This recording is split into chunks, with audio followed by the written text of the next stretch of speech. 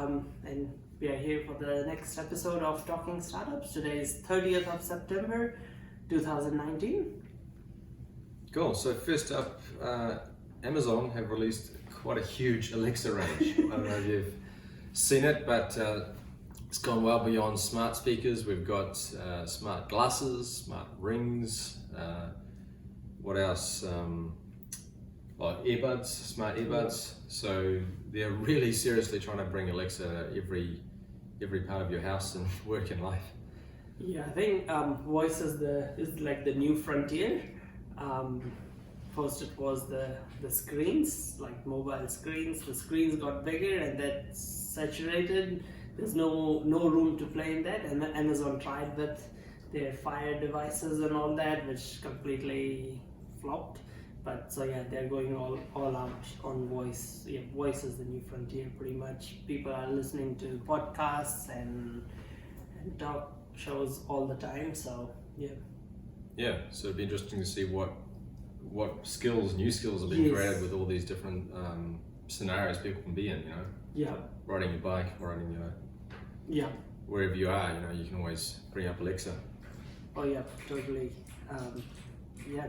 And they want to be in every part of human life. Doesn't matter whether it's a meeting room or your kitchen or your living room or your car or as you say, your bike or anywhere.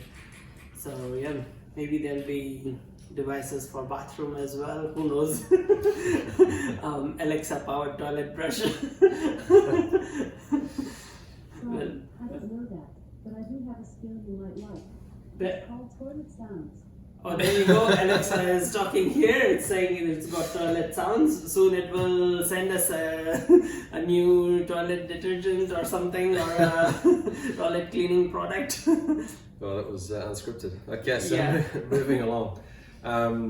Quite interesting to see Rob Walling, who was the founder of Drip, which was acquired by Lead Pages. He's just recently come out with a State of Independent SaaS survey. So what he's doing is trying to get a scope of how big the startup world is for these non-venture capital bootstrap companies. So obviously we don't have data yet as the survey has gone out. If you do run a bootstrapped SaaS company or tech startup, then definitely Google that and add your data there to see what the results are. I think another interesting thing to see would be the health of these bootstrap startups and how they are doing, and just more study needs to be done, or like they should be looked closely at, like if their model is succeeding and what is working and what is not working. There is so much more in-depth study done on the gaming world, on indie gamers. And pretty much the data is all out there because of big platforms like Steam. On an average, an indie game developer on Steam in its first year, an indie game would make around $16,000. That is for 82% of the new games that are released on Steam. So on a year, there's about 6,000 to 7,000 games released. And most indie developers on Steam who are solo indie developers will make a lot lower than minimum wage. Even if you do a search on Google, you can easily find that an average solo indie game developer will make $11,000 a year. And as a result, most of them end up burnt out with broken families because they've given everything to this and really stressed out and have mental health challenges and stuff. So yeah, it would be really interesting to see how the bootstrap SaaS community is doing. What sort of money they are making. Are they even sustainable, or are they like indie game developers who burn out in a few years and end up with all sorts of repercussions because of that. So yeah, it's good he's doing that. But yeah, I see that he himself is invested in a few different startups now and stuff that he's. So yeah, he definitely does believe in the other side of not being bootstrapped. So yeah, it would be good to see that. Cool. So next up? It's yeah, this is something I found. Some of you might know of Scott Galloway. He's a professor in New York, but he's also been an entrepreneur, and he's this amazing YouTube channel that he's just recently released. It's called Section 4. But before this, he's had lots of other YouTube videos and YouTube channels. He is so funny and he is really insightful. But yeah, go and follow him if you're not already doing it. He talks a lot about all sorts of startups and all sorts of tech and how it's impacting human life. So yeah, check him out on YouTube. Cool.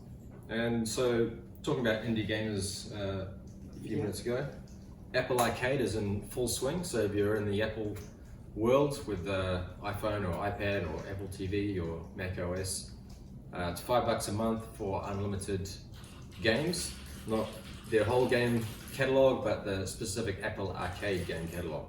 So that's made up of, I think, big game studios as well as indie game developers. So it'd be interesting to see how it goes.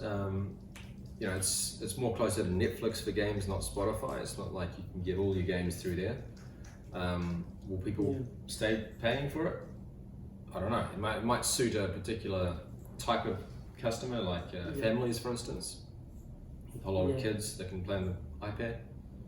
But I think it's showing Tim Cook's focus now on building up the subscription revenue for Apple. Some people are thinking maybe it's because people are not updating their devices as quickly as they have in the past. These days, if you've got an iPhone 7, it still runs super quick. Obviously it doesn't have the nice features, but people can still do a lot with old iPads, old iPhones, old Apple TV. So bringing in the subscription revenue is a way to maintain their cash flow, I guess, and profitability. Yeah, because you get higher multiples and it helps with the stock price. I guess that's what it comes down to. But yeah, also just mobile phones have become a commodity, and it's really hard to squeeze margin out of commodities and stuff. So yeah, that's why everyone's going for a service model, lock people in, recurring revenue. Yep. So yeah, SpaceX unveiled Starship design, the new Starship design that's supposed to take people to Mars and back. It'll still take years before it takes humans, but at least now spaceships will be reused instead of one-time use. So it'll no longer be like driving your car only once after you buy it and throwing it in the ocean after every single drive. So yeah, so I think that will change space travel in the next coming years, and it's going to happen in our generation. So yeah, I'm really looking forward to reading more about it and seeing what happens. So you're saying we're close to the day when we can own our own personal space travel? Or not that, maybe pay someone in the next, I don't know, 20 years, pay someone to go on the driver's license test for that would have to be pretty stringent. Yeah, I don't think people will be driving it. Don't think people will be even driving cars in the next 20-30 years, if possible. So, last up today we've got Oculus Rift, which has been around for quite a while. Yeah. Acquired by Facebook, must have been like 5 years ago or something. Yeah, I think so. It's been a while. Yeah. And there's been a new update. What is that? They have launched Oculus Horizon or Facebook Horizon. So I'll put the links in the comment, and you can check it out. So what it is that they've made a VR world, a virtual reality world, and you can sign up and test it out and make content and create things in that virtual world. So I think it is invite only, but you can go and sign up and they might send you an invite. It's a closed beta, and it's just happened in the last few days. So if you are a creator, go and check it out. There might be opportunities. Maybe that's the way where the world is going. But I saw that ad and it was so cheesy and so funny. It's like, I don't know if, yeah. I mean, I've always thought with Oculus that a main benefit could be for remote companies. Yes. So they've got distributed workforce. Yes. I mean, it sounds almost silly, but they could go to this new Facebook Horizon. Yes. They could have their own office there. All their workers go in there each day, with the Oculus Rift on, and have a meeting, have chit chat, and then go and do their work. I mean, I mean, Zoom has helped them work. Like, we have distributed clients and team members, so it has definitely helped. So who knows, it will take it one stage further, but in this VR world, I could easily see there will be shops and people will be buying virtual as well as real goods in future. So there will be apps and there will be things for it. So I think if you're a content creator or someone with ideas, there is opportunity, and there's only going to be more. So, Cool. So that's it. And